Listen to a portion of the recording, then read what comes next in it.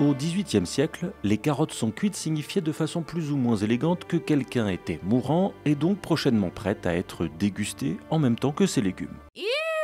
Cette petite histoire cannibalo-sarcastique ne dit pas si les dites carottes étaient bio, toujours est-il qu'en 2022, l'expression est dans toutes les têtes des professionnels du secteur bio et dans celle des journalistes de l'Express. Car en économie, quand votre marché s'est habitué à une forte croissance, mais que subitement vous décrochez de 3% et que la tendance se poursuit l'année suivante, l'avenir ressemble plus à un gigantesque trou d'air qu'au passage d'une légère zone de turbulence. Alors pourquoi le bio est-il à ce point en crise ? Première raison, la concurrence du label AB. Déjà 37 ans qu'il existe et certifie une agriculture sans produits chimiques de synthèse. Mais depuis quelques années, une flopée de nouveaux labels plus ou moins sérieux sont apparus sur les emballages de nos produits.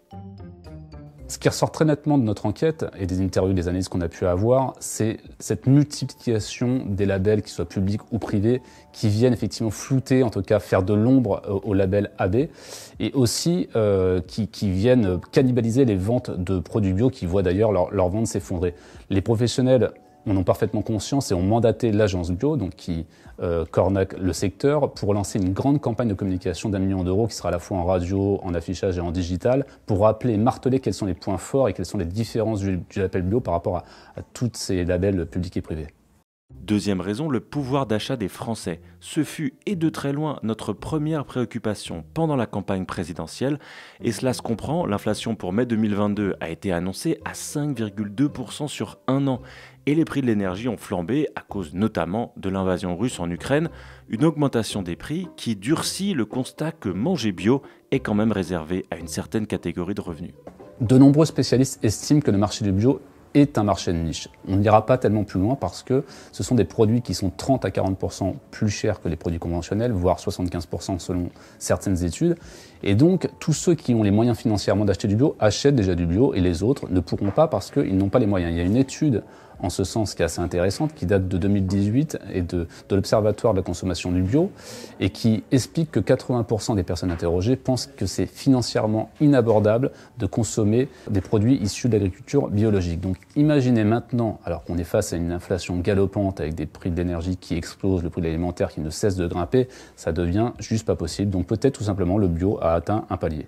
Troisième raison, des erreurs stratégiques. D'abord, les professionnels ont continué à sortir de nouvelles références bio chaque année, ont surexposé leurs produits bio dans les rayons, convaincus que les consommateurs seraient toujours plus nombreux à les acheter, sauf que non. Et puis ce grand étalage de produits a mis en lumière un autre écueil, la perte de sens pour les consommateurs, ne comprenant pas toujours la pertinence d'acheter un concombre bio emballé dans du film plastique ayant fait 2000 km pour s'échouer en supérette.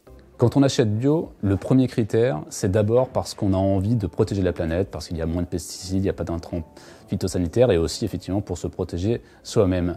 Le problème, quand on va en grande distribution, c'est qu'il n'est pas du tout rare de voir des pommes qui ont fait 2 fois le tour de la planète ou d'acheter des fraises qui ont été élevées sous serre et chauffées au gaz. Donc il y a un hiatus dans la tête du consommateur qui se rend bien compte effectivement que si le cahier des charges bio est respecté, l'esprit, si je puis dire, du bio, lui, ne l'est pas.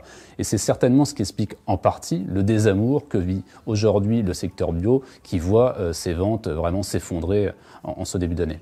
La question reste de savoir si cette crise est conjoncturelle ou si la tendance se poursuivra et à quel point les conséquences sociales seront lourdes pour les plus de 50 000 fermes en France converties à l'agriculture biologique.